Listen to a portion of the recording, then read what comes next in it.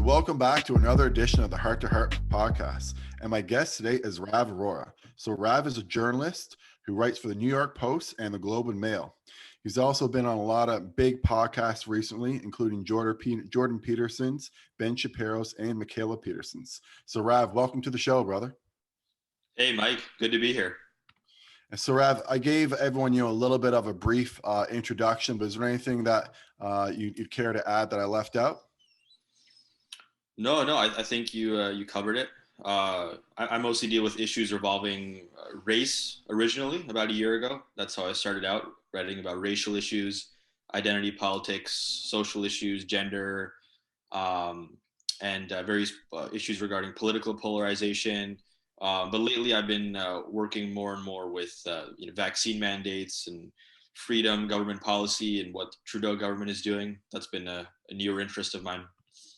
Excellent. So yeah, I want to chat with you about all of that, but why don't we start there since that's what you've been doing recently. So what are your thoughts in general on the vaccine mandates, and why do you feel so strongly about writing about it?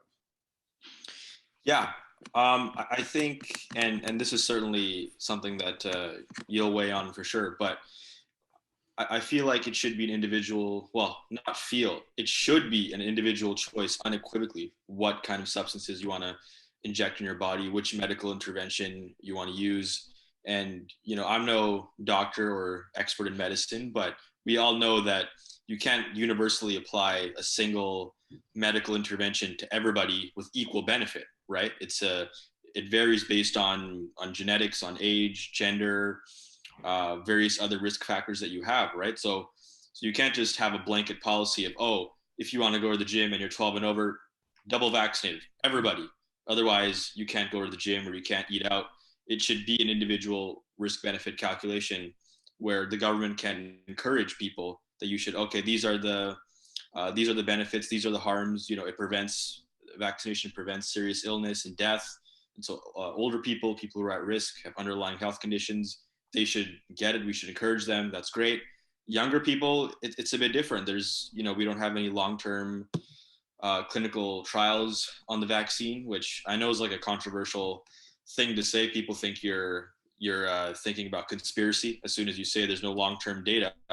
But this point has actually been kind of proven true. This idea of like, we don't know what's going to happen, and therefore we shouldn't be mandating or even potentially encouraging for young people. Like we're seeing, before the vaccine was enrolled to the public, there was no information about myocarditis or in young men, or menstrual bleeding in women. We didn't know about that, and at the time, people like myself were like, "Hey, let's wait for more research. Let's maybe wait a few months or a few years on what's going to happen." And at that time, people were like, "Oh no, you're Alex Jones. You're a conspiracy theorist." And now it's like we waited just a few months, and we're already seeing side effects that were totally unanticipated by the health authorities, including myocarditis and the menstrual bleeding issue, which we can talk more about that if you want. Yeah, that's a really good point though about the myocarditis, because you're right. Back when we started administering these vaccines in Canada, I think the rollout was probably a soft rollout maybe in February, but I think it went really hard around March. At that time, we weren't discussing myocarditis. I would say very, very few people, were given informed consent with regards to like, hey, by taking this vaccine, you are, placing your risk or giving yourself a risk of myocarditis. And then, a few months later, 6 months later, not even, we do have reports of myocarditis. So, we know that that's one thing that can happen from the vaccine that's been teased out so far. But yes, you go back and, to your point about, long-term studies and long-term effects, we don't know that, say in, 1 to 2 years or 2 to 3 years that, some of these people who are taking these vaccines, they may be at a higher risk of cancer, or they may be at a higher risk of, autoimmune disease. Like we really don't know that. And I'm not saying that, those things are going to happen. I think they're unlikely to happen, but you can't say definitively without the long-term evidence that these things won't happen. So, I appreciate that point a lot. I don't think that the people at the beginning who are getting vaccinated were informed that there is a risk of myocarditis with the vaccine. And, again, like in 2 to 3 years, we might be pointing out some other risk that's associated with taking the vaccine that these people who took the vaccine were not informed of. And I think that's sort of, Mhm. your biggest worry. Is that right, Rav? Yeah, yeah, yeah. And if I had to predict any potential harmful long-term side effect, I would assume there might be potentially something related to the myocarditis, like young men who take the vaccine 2 3 years from now, if there's going to be a negative side effect, which again we don't know, and I would assume that's unlikely, that would be the case, because I mean that would just be a whole like medical disaster that would destroy any trust in public authority for decades or maybe permanently. But if there were something, I would assume it's related to the myocarditis issue. Like that's just what worries me, because I've fallen that age group, and I have so many friends in that age group who are being coerced to take the vaccine even though they don't want to, or to stay at their job or to go work out at a gym. All these things that are essential. Staying fit, that's deemed something that should be restricted and stratified based on your vaccination status. That should be something that's absolutely essential for everybody, regardless of what medical decisions they make. Thankfully, I go to a gym though that is actually taking a strong stance against the vaccine passports. Like I'm just so incredibly grateful. Like I think I go to the only gym in my city that's actually taking a strong stance against this. And I won't name the gym publicly here. It's maybe not that wise to do, but yeah, that's just people whose lives are ruined, who are forced to make decisions they didn't think they would have to make just because the government is cramping down and applying this universal, all or nothing policy of you have to be vaccinated and you get these things or you're not, and fuck you, go, don't work out, just stay at your home all day. Maybe you might lose your job, and that's just it's deeply alarming to me that the government can exercise such authoritarian power. And coming back to what you were saying with regards to the myocarditis, and not to play too much of devil's advocate here, but I've heard some reports that your risk of myocarditis is higher from getting COVID itself than getting the vaccine. But then the question then becomes, but what are my risks of getting COVID itself, and is that lower than if I were to inject? Because if you inject the vaccine, obviously you're placing yourself at that risk 100%.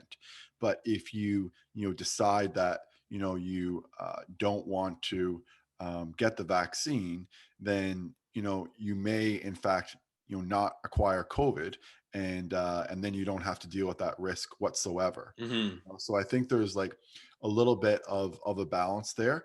And but go back to your point too. Yeah, We've I do. been I do have a few points about that, by the way, that I okay, can. and Yeah, let's chat yeah, about that, and then actually before we go on, just go ahead with your points, sure. Raf.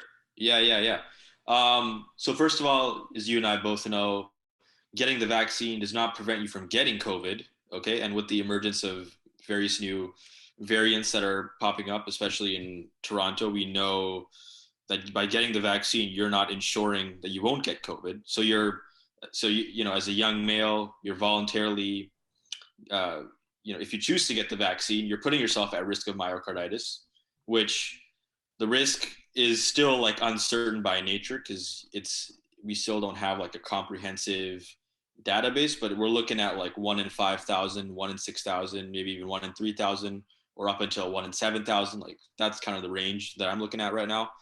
That's based in data in Ontario, which a lot of people are pointing to for whatever reason. They seem to have good data on this, and also reports from Israel. A recent study which actually looked at this by a few experts in the field, including one cardiologist who I'm in contact with.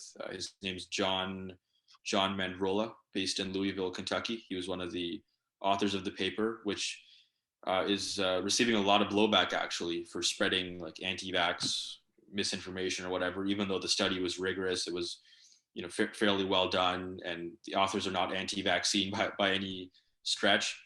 That study did show for I believe it was people between 15 to 18 roughly, or 16 to 17.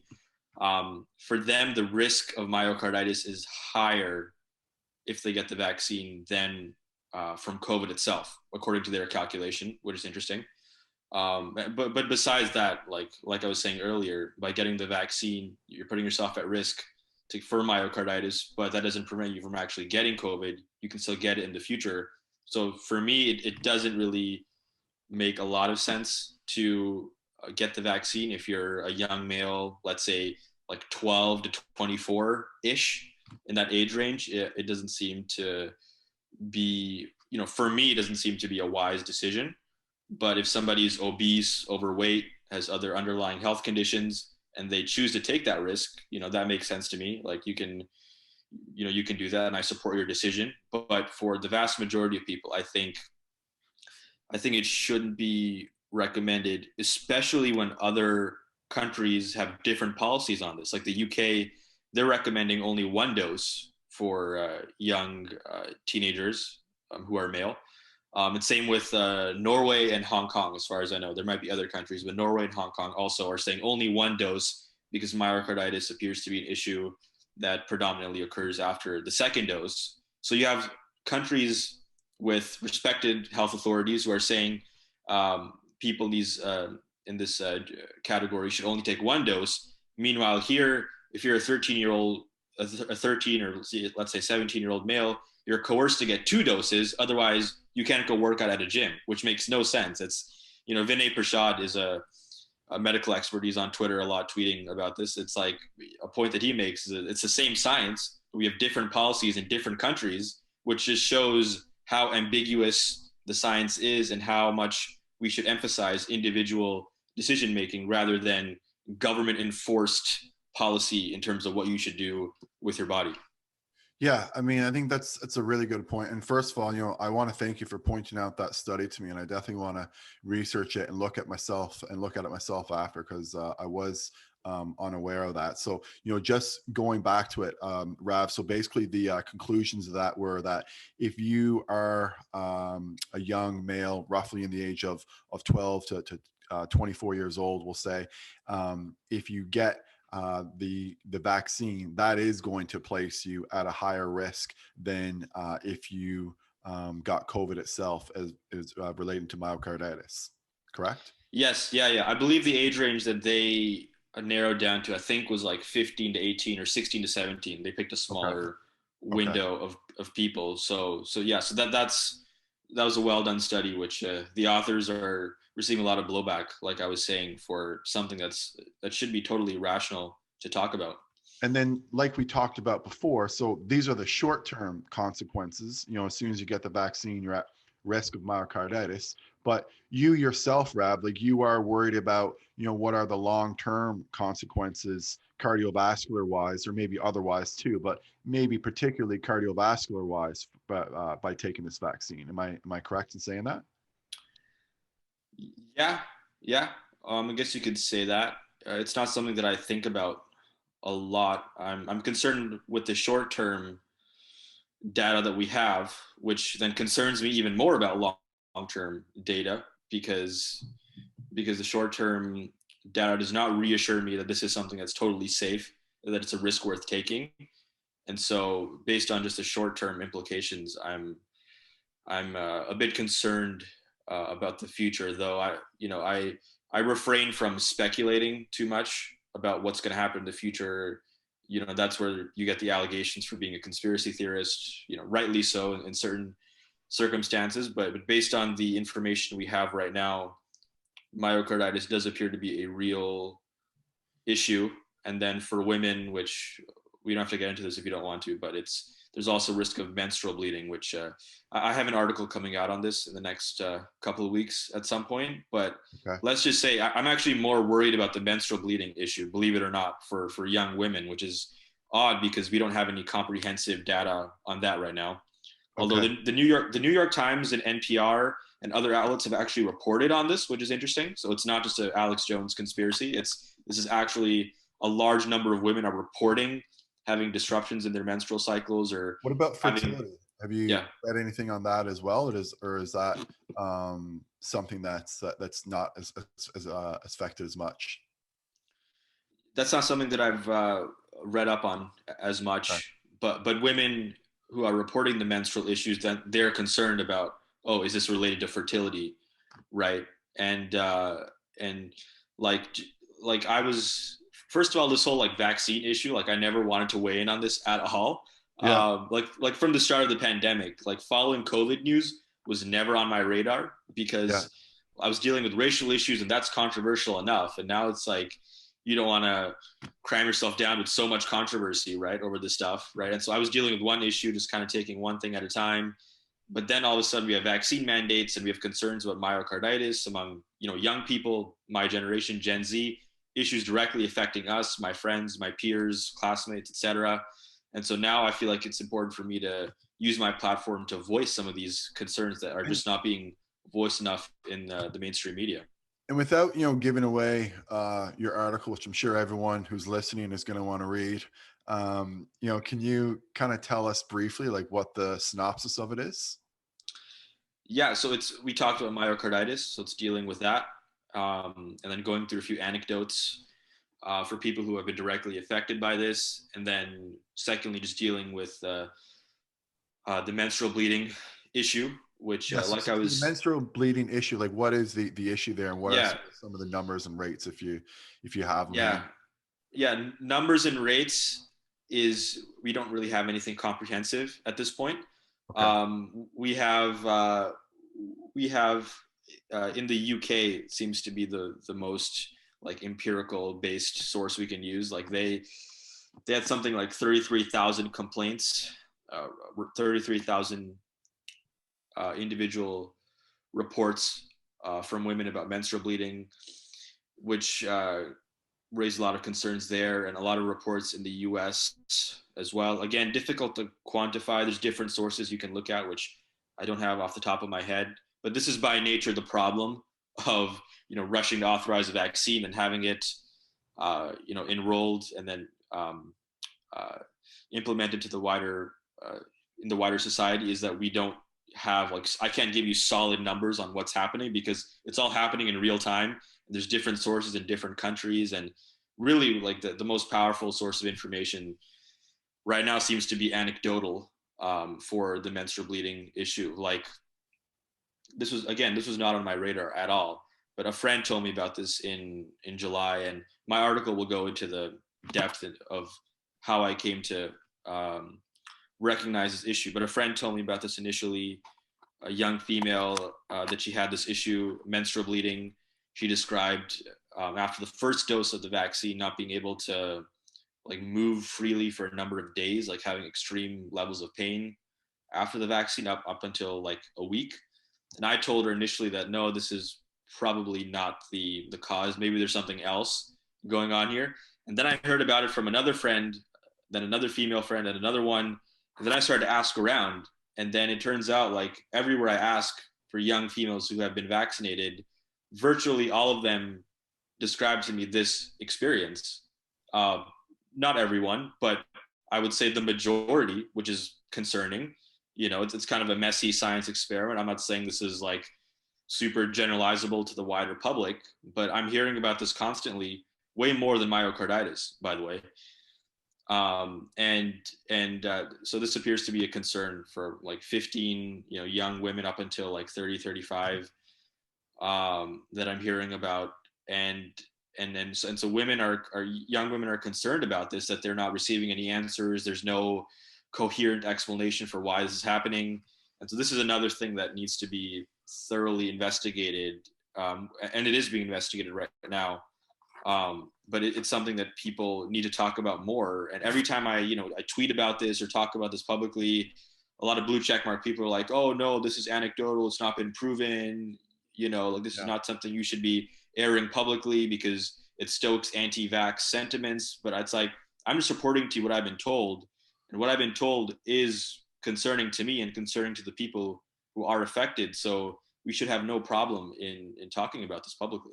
Yeah, I agree. I mean, that's been, a huge issue with the whole COVID narrative is that if you mention anything, I mean, particularly, I find if you discuss any other treatment other than the vaccine, you get labeled as anti-vax, which is completely ridiculous.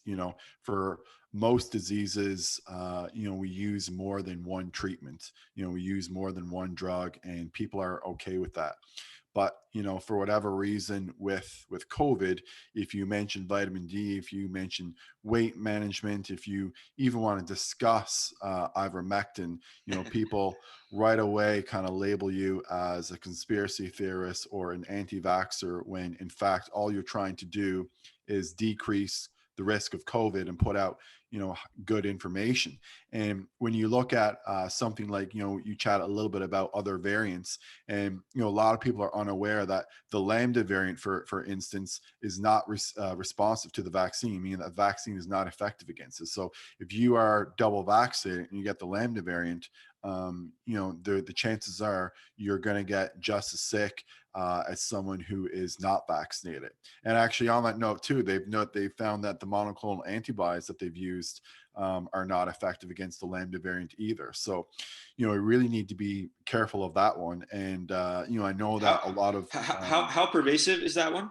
Is that widespread? It's not what widespread, and it hasn't really been found too much in North America yet. There's been some small pockets of it pop up, but it's not a widespread variant yet. But I mean, the key that I just said yet, and hopefully that it's not. But if it is, I mean, that's going to pose a huge problem. And then the other thing too at this point is that then the people who are really pro-vax and anti everything else, they're not going to be able to blame the issue on the unvaccinated anymore. And at that point, the blame is going to have to go on people who are not taking care of themselves and who are not doing things to optimize their own immune system and taking responsibility for their health. And I think that narrative hasn't been implemented whatsoever in the mainstream news and the mainstream media. No one is none of the head health officials. I mean, there's people like myself and you, and that are another podcast hosts that are talking about our immune system and how important it is, but it's certainly not being discussed by any politicians or any health officials like Dr. Fauci. But on that note, Rav, I know this is sort of a major segue, but you've got so much going on, and I want to talk to you more about than just Sure. the vaccines. But you put out this article recently on cancel culture that I really enjoyed. And when people hear cancel culture, the first thing they think of is some massive celebrity. And I think you pointed out in the article that massive celebrities are actually very much protected for the most part from cancel culture because of their background, because of the power that they have, because of the people that they have around them. It's really people who are freelance writers like yourself, or journalists, or people who are just trying to come up, like young people in the world who are just trying to make it, who are really being canceled. And so I really appreciate your article on that. I don't know if you had any comments, or like, how did you kind of come up with this idea that it's not really a big cancel culture is not really a big issue for celebrities. It's actually a bigger issue just for regular kind of everyday people. Yeah. I try not to relay the story too much. The story's in the article, which I won't get into that, like things that I've experienced, because it's things that I've experienced that I described in the article, difficult experiences that I've had with cancel culture from professors, employers, peers, friends, etc. They're all horrible, and they're really discouraging, certainly. But I feel like at this point I've been kind of politically inoculated already. I'm already immune now from whatever cancellation is going to come my way. I've already lost the friends. I've already had the run-ins with the professors and employers, whatever. Now I have a platform where people know that what they're going to get free thinking. They're going to get thinking. They're going to get writing opinions that are detached from any kind of rigid political ideology, left or right. And so yeah, so that's what I'll say about what I've experienced. I'll leave it a bit vague there. People can read the article if they want.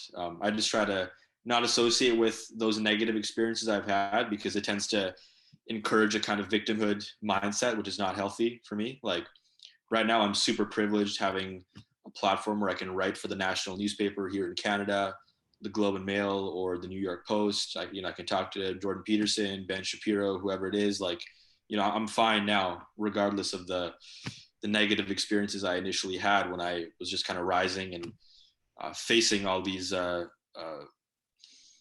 ideological forces that were kind of working against me, trying to suppress my contrarian free thinking.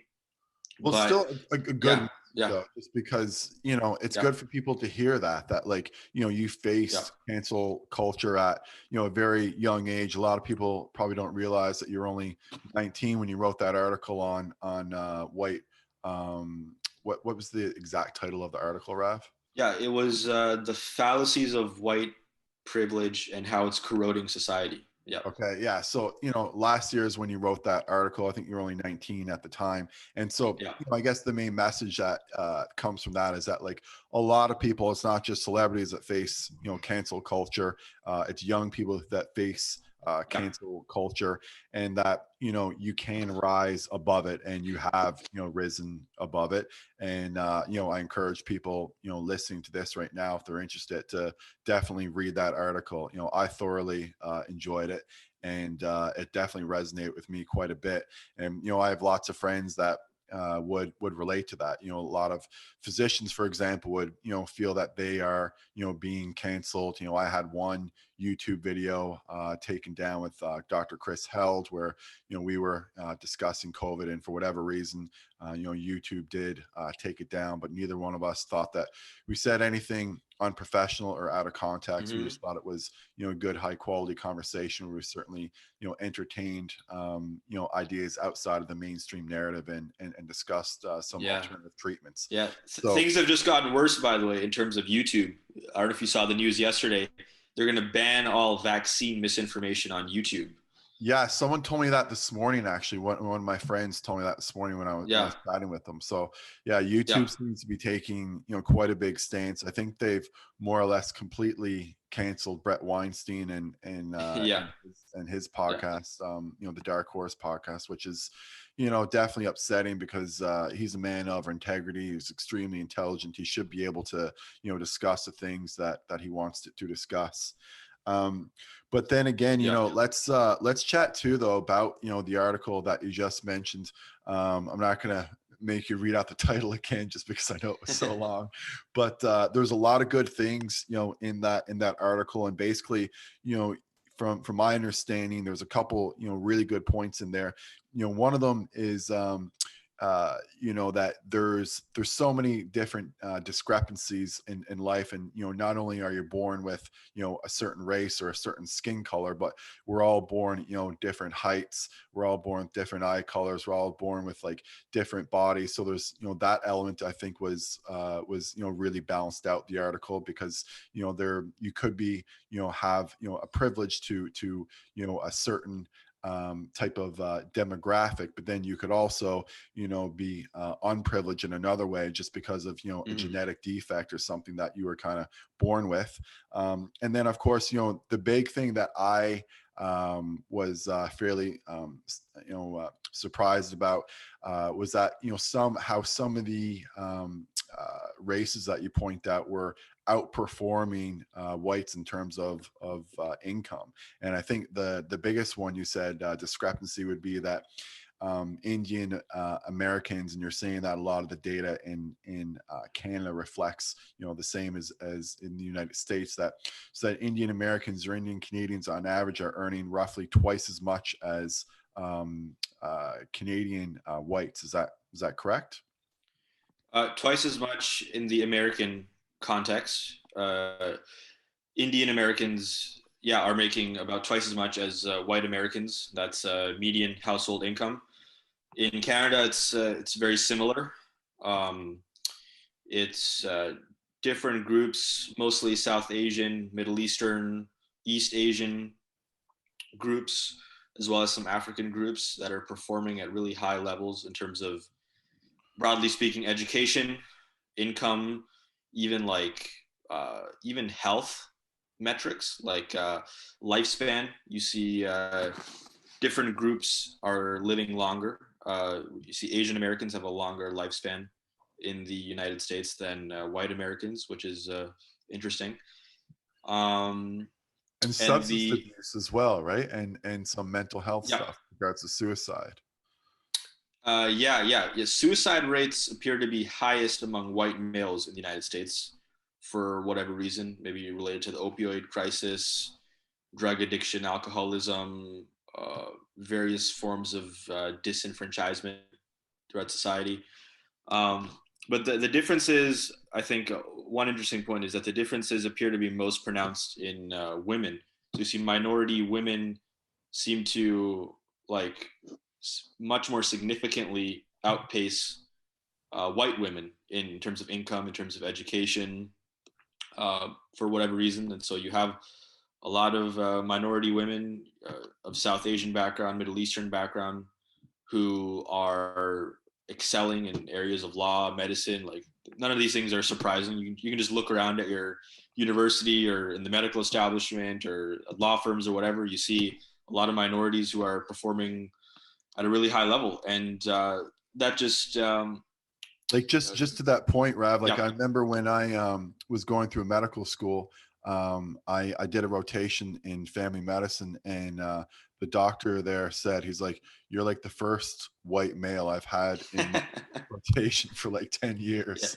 And that's two things there. So first of all, women are more likely than men to choose family medicine, and a lot of that is probably just because of the length of the residency in family medicine is only 2 years in Canada. It's actually 3 years in the States. But then if you want to specialize, it's 5 years. And a lot of people who specialize also do a fellowship. So there may be, some type of thing with regards to women wanting to get pregnant earlier, and maybe not wanting to be pregnant while they're going through school.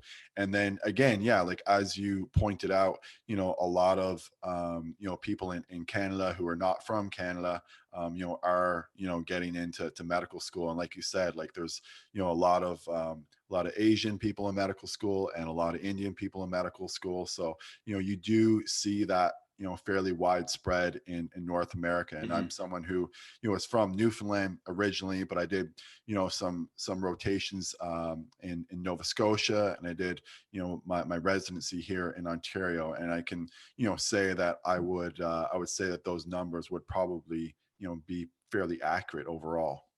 Mm-hmm.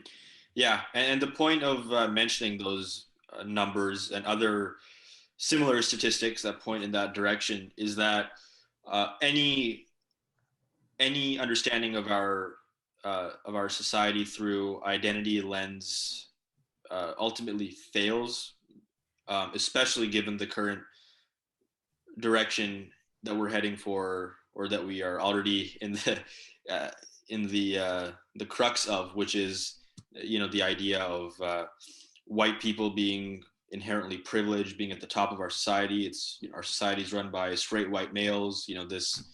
This stereotype. It's really misleading, and it's inaccurate for the reasons that I already mentioned. And so you see people on the left who are just so firmly holding on to this idea of like, if you're like a white guy, or if you're just a white person period, that for whatever reason you're just conferred with massive amounts of benefits and privilege wherever you go, in your workplace or in university, other places in society. That's just not true. And in fact, you see so many diversity initiatives. Like I could go on and on about this, but you see so many initiatives in schools, law firms, medical establishment to hire more minority people, even if they're overrepresented, but to have more diversity, which is basically just means less white people, essentially. Because I mean, diversity, what does that even mean, right? It's like anybody who's not white makes the place more diverse, more inclusive. And so that article was just pointing out that these conventional narratives about racial privilege just are not true. They're misleading. They're far too generalistic, and ultimately we should move to a place of transcending racial identity, of finding the the interconnectedness of us all as just one, as just I like to think of it in kind of more spiritual terms for myself, of there being kind of one uh, human consciousness that we're all tapping into, and we should find what makes us connected, and uh, yeah, what makes us connected beyond just religious differences, beyond just ethnic differences, national differences, political differences, differences of whether you take the vaccine or not. We should be finding we should be emphasizing what unites us rather than what divides us. And that's why I'm particularly interested in things like meditation and psychedelics and spirituality, is because of how much they make you tap into this universal field of consciousness that I feel like we all need to tap into more and more, especially when our discourse is just so divided among these artificial racial and political categories. So basically, Rav, then you wrote that article because you felt that it would create more unity, and by trying to almost highlight diversity, we're almost doing the opposite. Is that fairly accurate? Yeah, no, that's certainly one way to put it, which is definitely accurate. Like I was saying, it's our discourse just seems to really perversely emphasize difference rather than unity, because that's just where the profits are made, right? They're made based on division, anti-Trump, pro-Trump, anti-vaccine, pro-vaccine. You know, Joe Rogan is either like the savior, and he's the knower of all information, or he's a conspiracy theorist, and we should do everything we can to attack him, or Tucker Carlson or Megyn Kelly or Glenn Greenwald. It's like the media just like tends to pick on these divides and exaggerate them like 100-fold, and so we end up thinking that we're much more divided on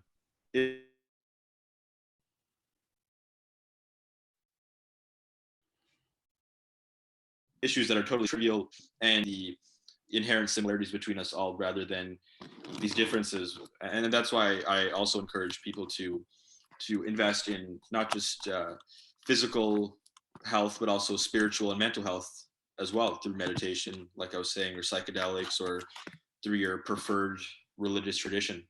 Yeah, so we should really be focusing more on, similarities and connectedness, so to speak, and spirituality and emotional health and mental health versus, say, highlighting differences and diversity. That seems to be, ultimately the main message that I think a lot of people, I hope get when they do read that article. And just on the same note too, and this is slightly personal. So I have one friend from Toronto. He's been a close friend for a long time.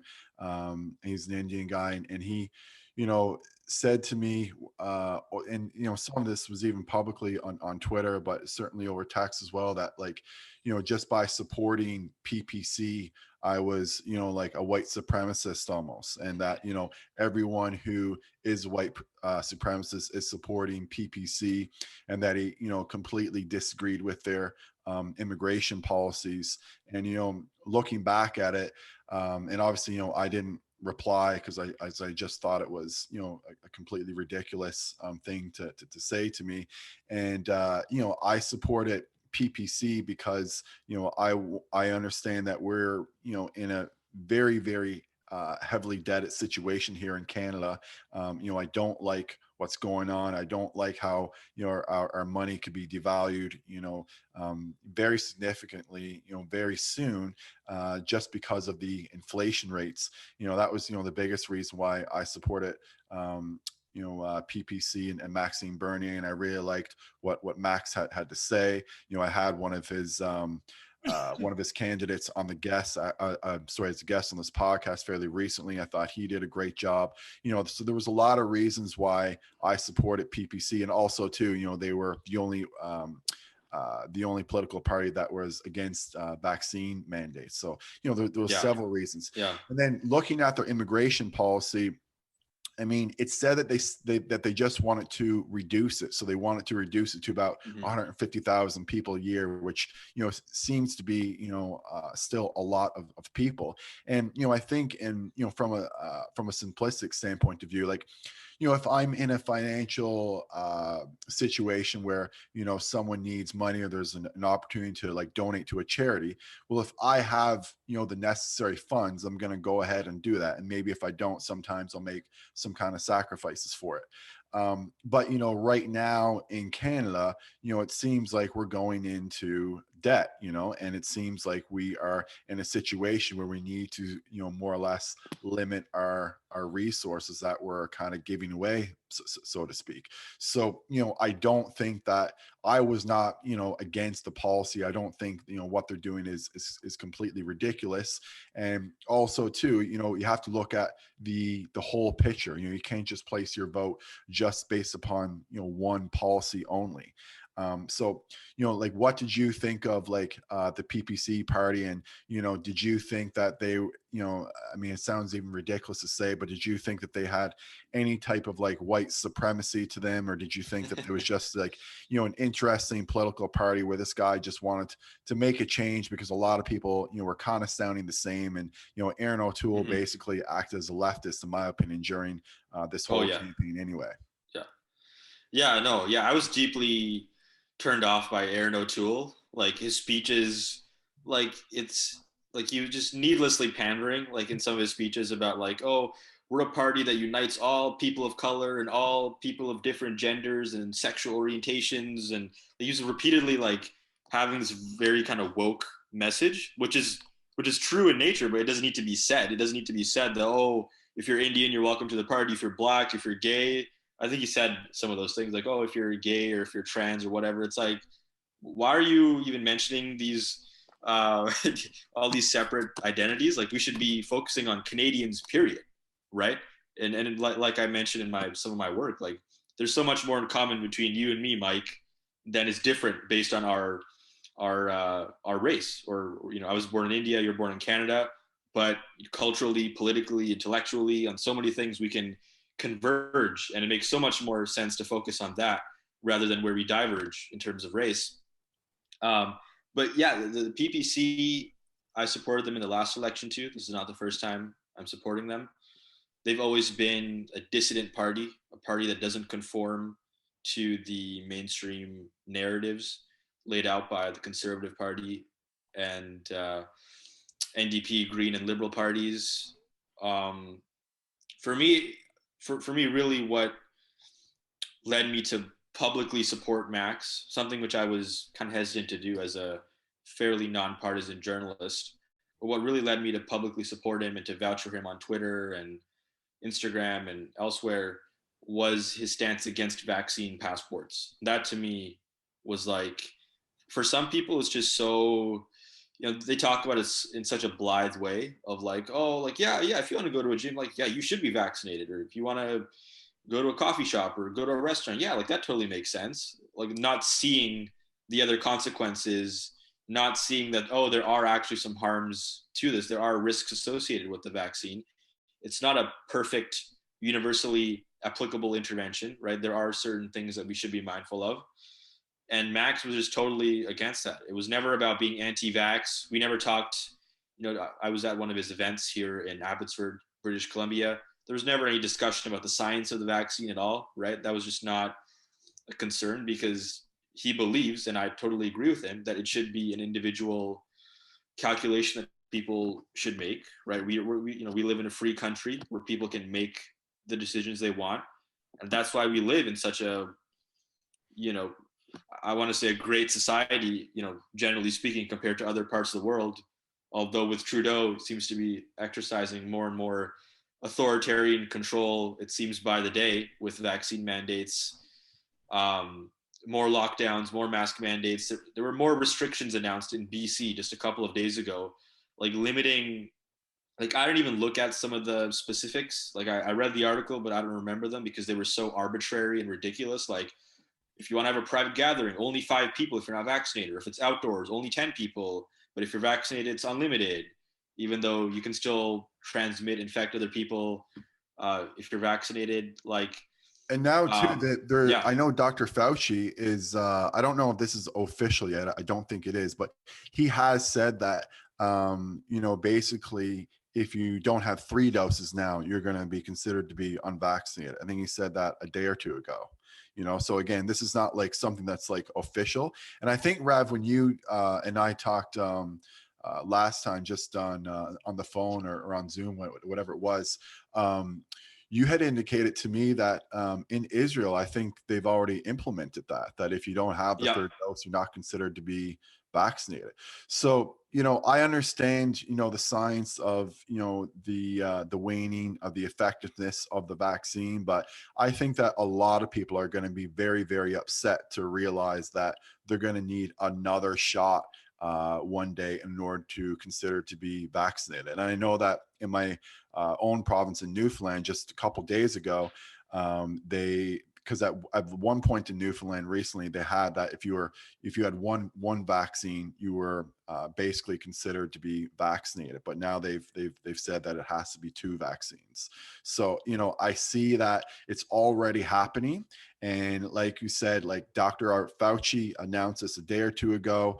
Israel has already implemented this. So, I don't know if people realize that, but, that's going to be very, very concerning. I think eventually people are going to get fed up and they are going to, ask like, how many more boosters are we going to need to be considered to be fully vaccinated, because you guys keep moving the pendulum. And the same thing Yeah. too when it comes to herd immunity.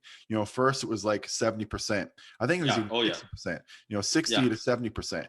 And then now we're at from my understanding, I mean, some people have argued with me on this, but I think we're roughly at 86% in Ontario for 1 dose and about 80% for 2 doses, depending on what data that you look at. But I mean, we're basically as high as any other country in the world, or at least we're very, very close.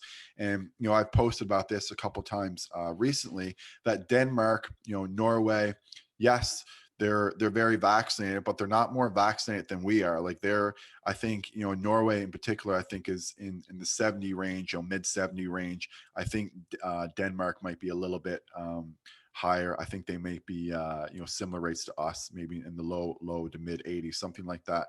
But, these countries are wide open now. Like Norway is wide open. There's no passports. There's no restrictions. You can just there's no mask mandates. You can do whatever you want. And we were kind of told in Canada that if we reach similar numbers, we would have the same privileges. Yet now, we're implementing this QR code, which is completely insane. And coming back to Justin Trudeau and the government of Canada, I mean, it's written right on the government's website. I've posted about it, how, they've already implemented this social credit score in Chinese businesses. And, what are they going to do next? The next, because there's always a next step. Yeah. Because there's always a next step. And so eventually it's going to be handed out to individuals. And, my concern is that's going to come over to Canada. Yeah, yeah. Like if I start to think 1 year down from the road, what's going to happen 2022 October? I'm not particularly relieved by any stretch. I think it's going to get worse and worse, more and more control. We've already learned that under the correct conditions, with the correct amount of fear that's been sold to the population, you can get them to agree to a lot of draconian, quasi or semi-totalitarian measures. So if you keep the public worried, if you just say, oh, their cases are rising, deaths are rising, people are dying from COVID, but you're not saying, oh, it's actually stratified by age, it's stratified by underlying health condition, people under 20, people under 30, virtually zero risk of serious illness or death, virtually zero if you look at the percentages. Even though that's a whole other rabbit hole of like dying from COVID or with COVID. What are the numbers? What are the excess deaths or deaths that are not related to COVID being categorized as COVID deaths? That's a whole other discussion. But the government's going to mandate more and more. They're going to, we're seeing with the healthcare crisis, nurses, a large percentage of them who are not vaccinated, who are being forced out of their jobs Yeah, I know a couple because of the nurses. mandates. That's deeply concerning to me. And teachers are concerned about whether that's going to be mandated there. I have a lot of teachers who have chosen not to get the vaccine. Teachers that have taught me, they're concerned about losing their jobs. Trudeau's already, like, for whatever reason, stretched out the mandates to anybody in federally regulated businesses. So I know people in telecommunications, people delivering groceries to restaurants who are forced to get the vaccine. A couple of people I know who are basically going to be bankrupt pretty soon because they don't want to be forced to make a decision against their will. People that I know who work from home, like work remotely anyways, who are being forced to get the vaccine. Like somebody I know who works at a bank where it's mandated now, all bank employees in Canada have to be vaccinated. This one person works from home. Okay, she has to get the vaccine. She has to show her records to her boss. I got the vaccine, even though she doesn't interact with clients in person. That's Like, just insane. So I makes know no we only sense. have a few minutes left, Rav. So let me ask you this one question. Do you think that we are in a state of mass psychosis right now? Yes, absolutely. I think so too. People are driven by their fears. They're not being told what the exact risks are to them. People, they're walking around thinking that COVID poses some significant threat to them or to other people, and so they have to be vaccinated in order to protect other people, not knowing the way the virus can mutate and evolve over time. And just the health authorities have completely failed in their responsibility to inform the public about the actual risks and benefits of the vaccine. Vaccine benefits have been over promised, the risks have been downplayed, ignored, marginalized, and so that results in just absolute I mean, public some of the, I can't psychosis. believe Yeah. what some of the doctors online on Twitter are saying. I mean, I can't imagine these people making any type of logical decisions because it seems like their judgment is completely clouded by emotion. And when your judgment is clouded by emotion, you can't think straight and you can't make good decisions.